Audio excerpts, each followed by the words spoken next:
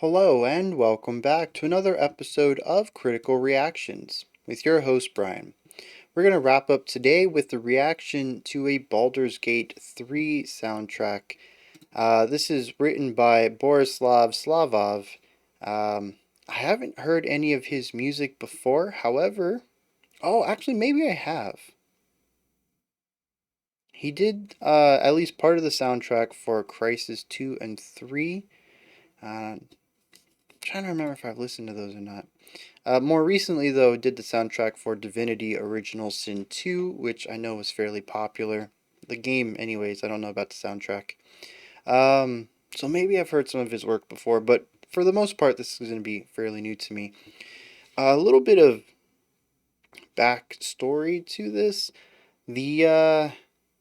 The track I picked out today is Mind Flayer Theme, particularly because I think the Mind Flayers are pretty cool, and we're going to see how he decided to interpret that musically. The Mind Flayers are traditionally called illithids, and they're a race of humanoid creatures with octopus heads, I guess would be the best way to describe it.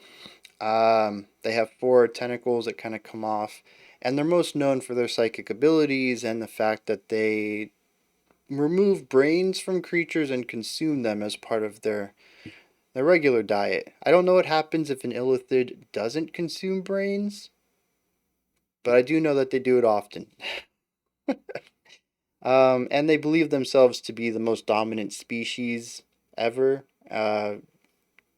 Usually relegating other species to slaves or even hosts as they reproduce by putting a larva in another humanoid and allowing the larva to take control and consume and alter through metamorphosis the host body until it becomes an illithid. Um, but yeah, so they're kind of monstrous beings, but intelligent, dedicated. Let's see how all of that is interpreted into a track that is the theme for their entire race.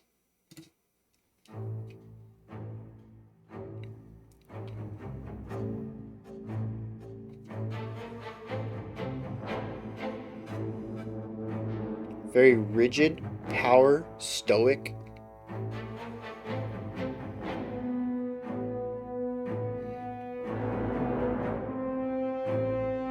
French horns, majesty.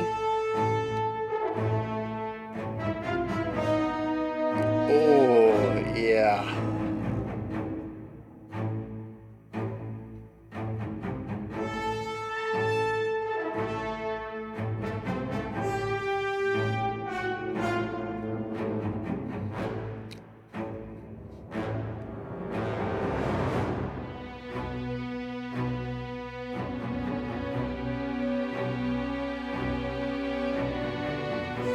Ah, beautiful tension.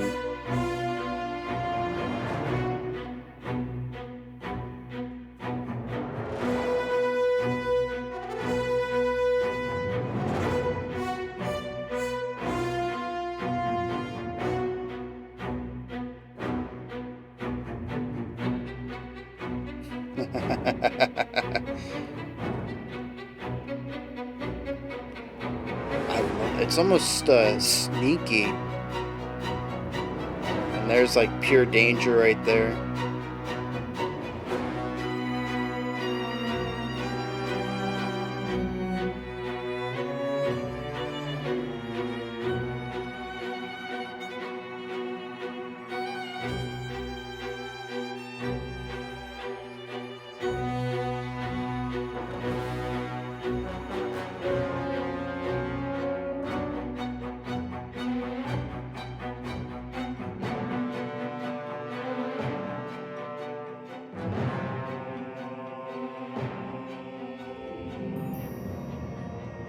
Oh, interesting to throw some bells in there.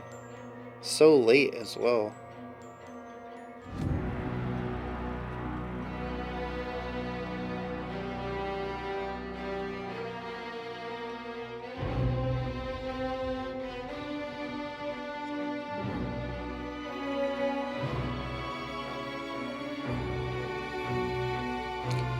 like this turn here.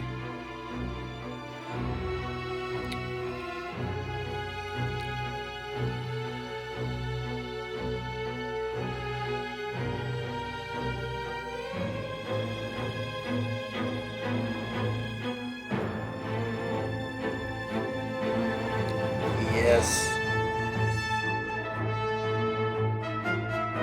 Oh, we've gone back to the original ostinato now.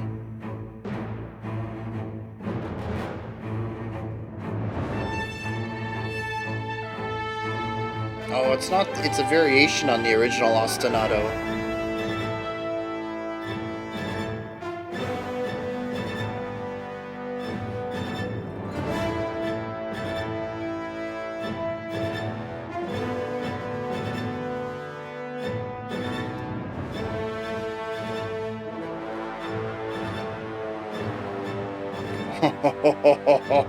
Oh, yes.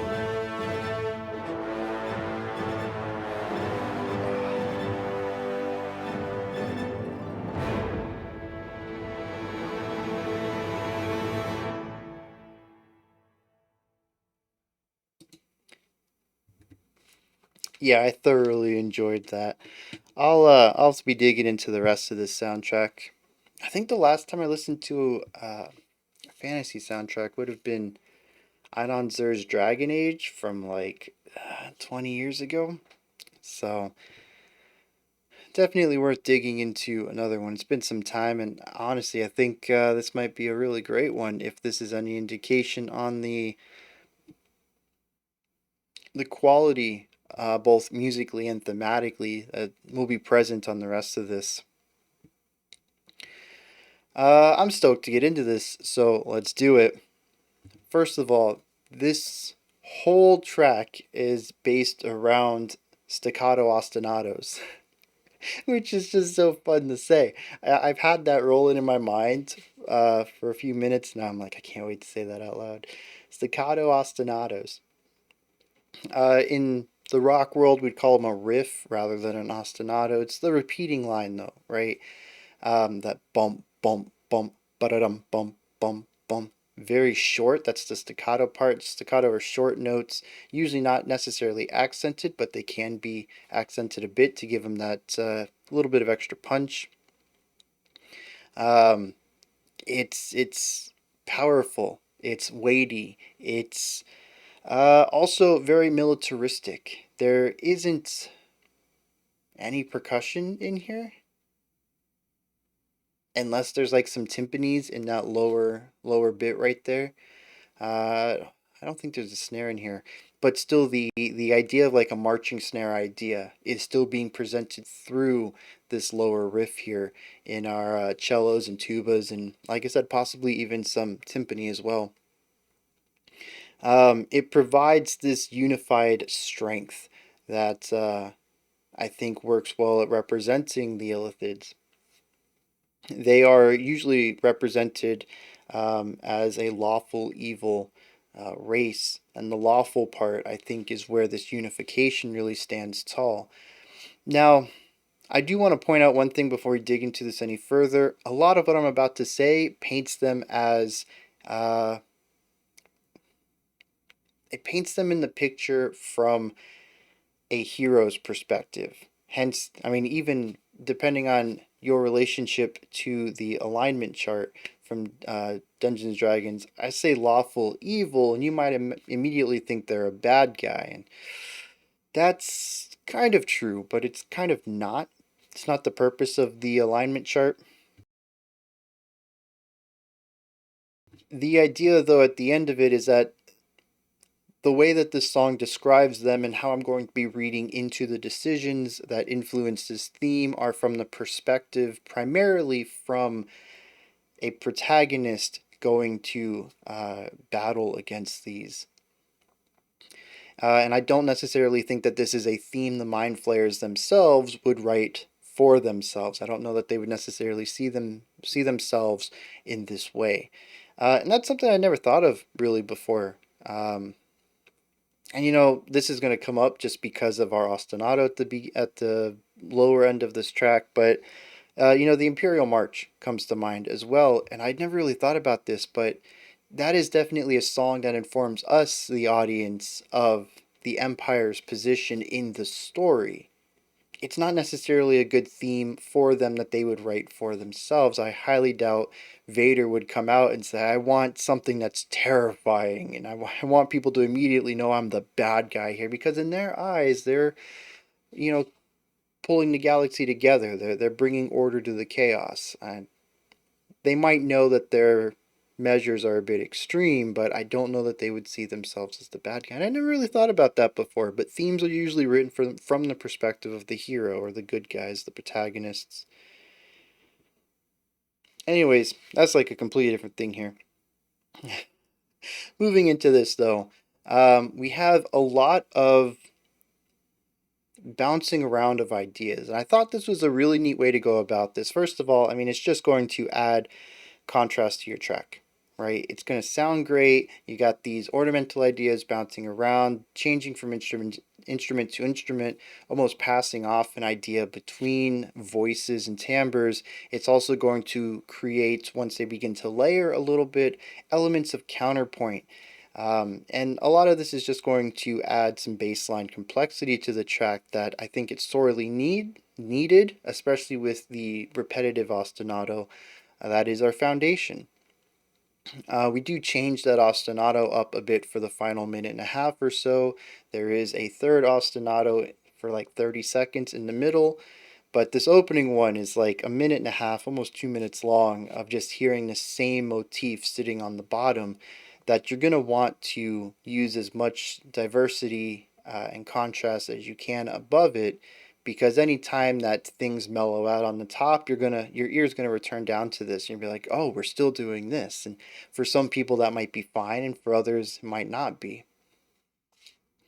Um, so yeah, we have these bouncing around of ideas, and then eventually we begin to layer things. And this is where I think does a really good job of exploring the concept of the mind flayer, of the illithid, um, because it presents darkness. It immediately lets you know, hey, these guys are not on your side.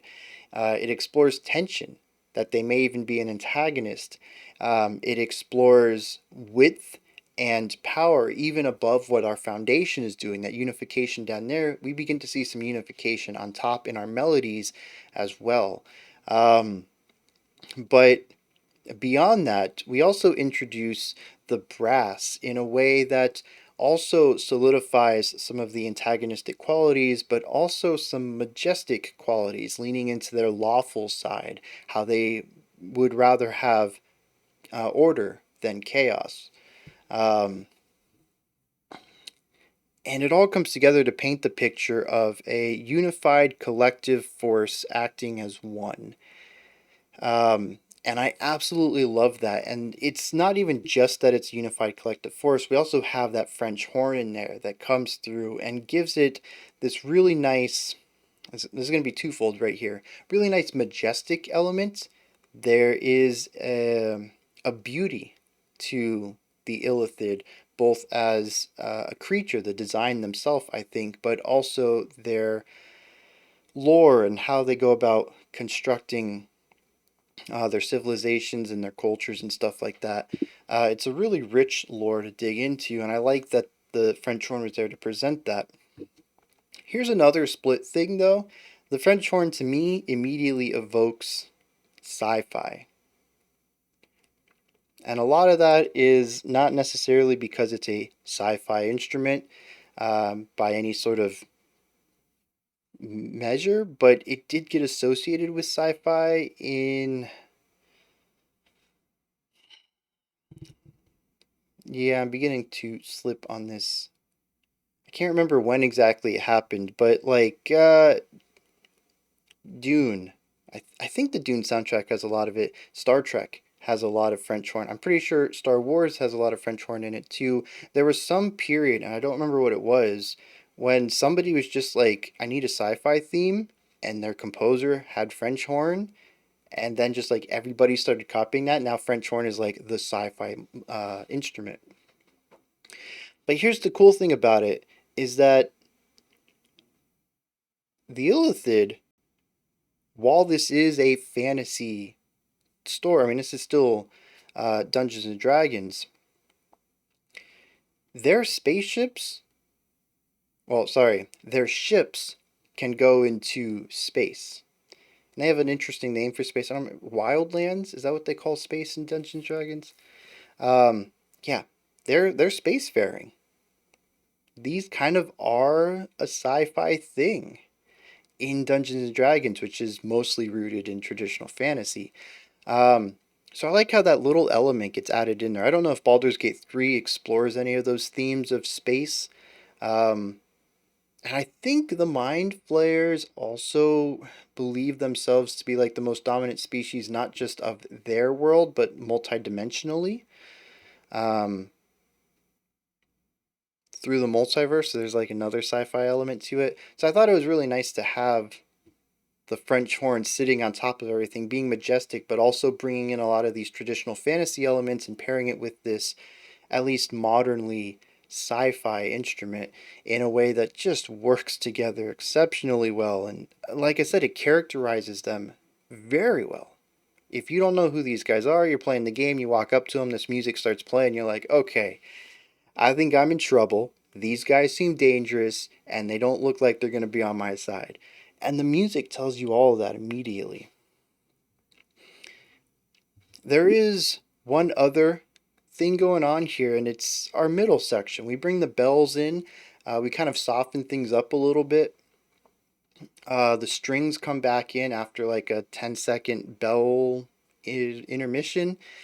And the second aspect, we don't really dive into the tension, the dissonance, the heavy weight anymore. There's an elegance to this. Even while we do have staccato elements in our foundation, the instruments on top are working with a more legato playing. It's smoother, it's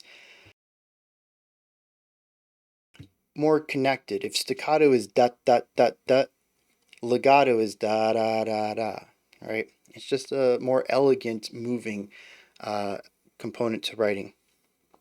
And I'm not quite sure what to read into this. During the reaction, I had said something specific when this section came up, and I think at the time I was under the impression that this might have been how the Mind Flayers saw themselves, a part of the theme that shifted perspective from the protagonist to this race as a whole.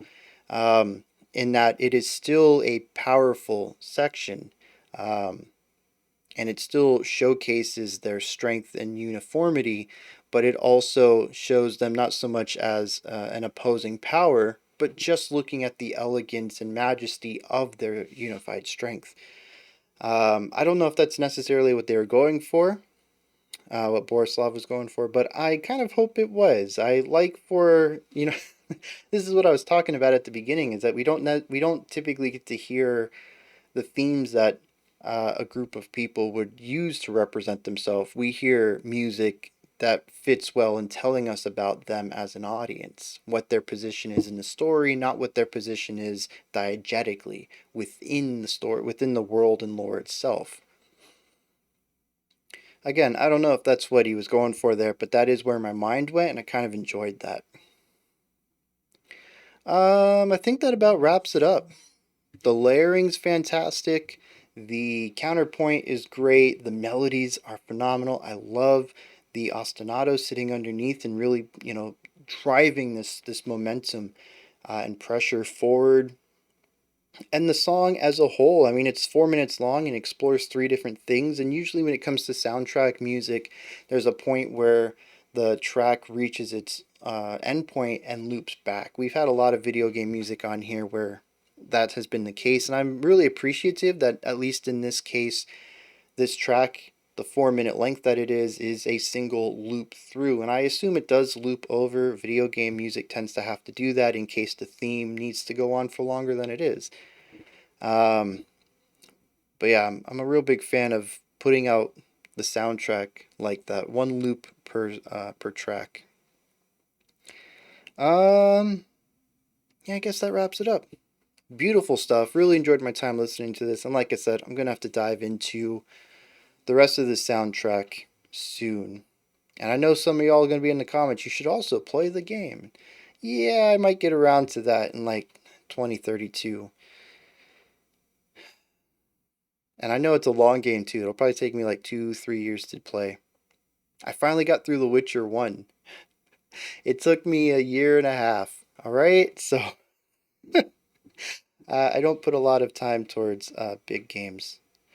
Anyways, those are my thoughts on Borislav Slavov's Mind Flayer theme from the Baldur's Gate 3 soundtrack. Let me know what you thought of this one. Did you enjoy it? Was there anything that stood out to you? Anything you'd like to add on to what I said or correct me on? I'm sure there's a few things in there we went outside of music that might have gotten wrong. Might have gotten wrong with the music too. I don't know. Let me know. Put it all down in the comment section. Above the comments is a description box, and there's a link for Linktree. It takes you here. You can find my music, ways to support the channel, a link to the Discord server, and a ton of other things in there. Above that, if you could, like, subscribe, and ring the bell. I greatly appreciate all three of those. That wraps it up for today. We'll be back tomorrow with comment requests. I have a few comments that I've pulled to the side, and if I see any more over the course of today, I will definitely throw them in the list. We'll randomize it up. I'll pick two, and that's what we'll check out tomorrow. Until next time, remember to be critical, not cynical, of the music you listen to, and have a fantastic morning, afternoon, or evening, whenever you choose to watch my videos.